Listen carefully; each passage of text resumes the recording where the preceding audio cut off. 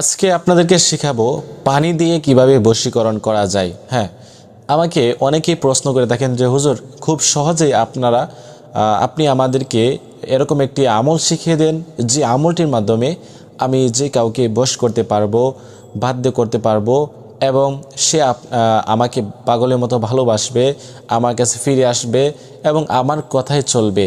এরকমভাবে আমাকে অনেকে রিকোয়েস্ট করে থাকেন যে হুজুর এরকম সহজ একটি আমল দেন। আজকে আপনাদের জন্য সেই সহজ আমলটি নিয়ে আসছি, যে আমলটি আপনারা পানির মাধ্যমে করতে হবে এবং যেই ব্যক্তির জন্য আপনারা আমলটি করবেন ওই ব্যক্তি আপনার কাছে থাকতে হবে। হ্যাঁ, ওই পানিটা আপনি ওই ব্যক্তিকে পান করাতে হবে। যদি এই আমলটি আমি যেভাবে বলি সেভাবে করাতে পারেন তাহলে ইনশাআল্লাহ আল্লাহ তাআলার রহমতে অবশ্যই আপনি ফলাফল পাবেনই, যদি আপনারা সহি শুদ্ধভাবে আমলটি করাতে পারেন।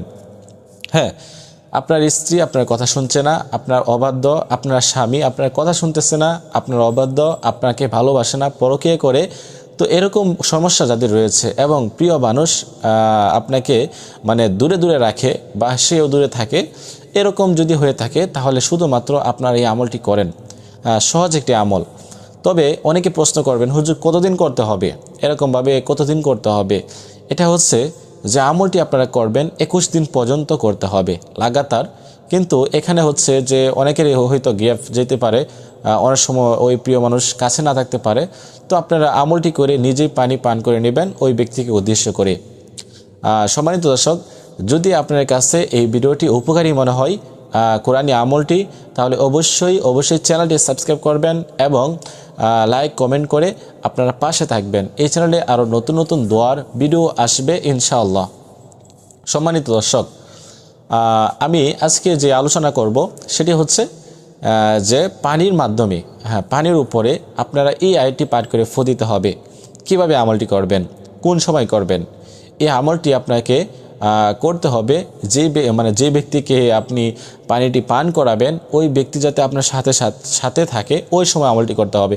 আপনি যে কোনো সময় করলে তো হবে না, কারণ ওই মানুষটা আপনার সাথে থাকতে হবে, তখনই করবেন। তো এই জন্য আপনাকে প্রথমে 3 বার ইস্তিগফার পাঠ করতে হবে।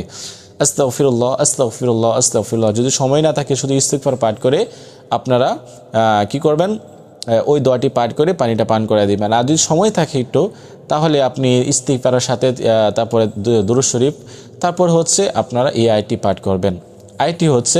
আয়াতটি আমরা সকলে শিখে নেই সহি শুদ্ধভাবে, না হয় কাজ হবে না।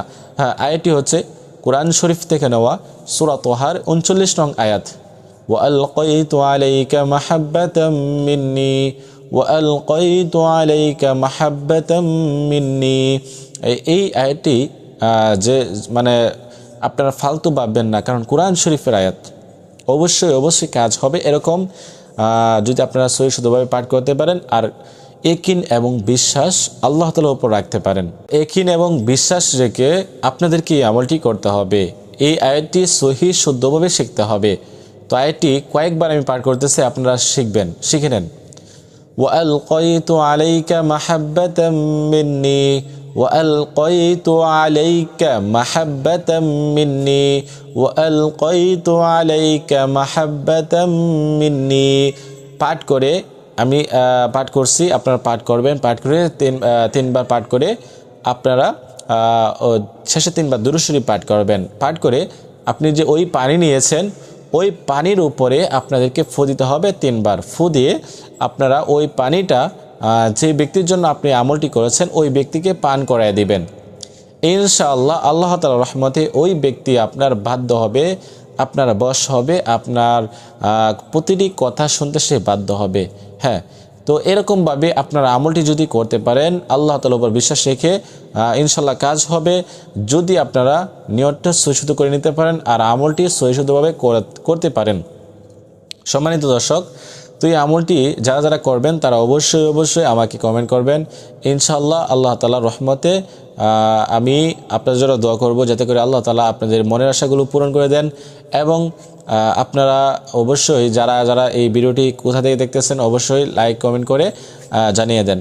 তো আজকের মতো এই পর্যন্তই বিদায় নিচ্ছি। খুব শীঘ্রই নতুন ভিডিও নিয়ে ফিরছি। সেই পর্যন্ত সকলে ভালো থাকেন, সুস্থ থাকেন। আল্লাহ হাফেজ।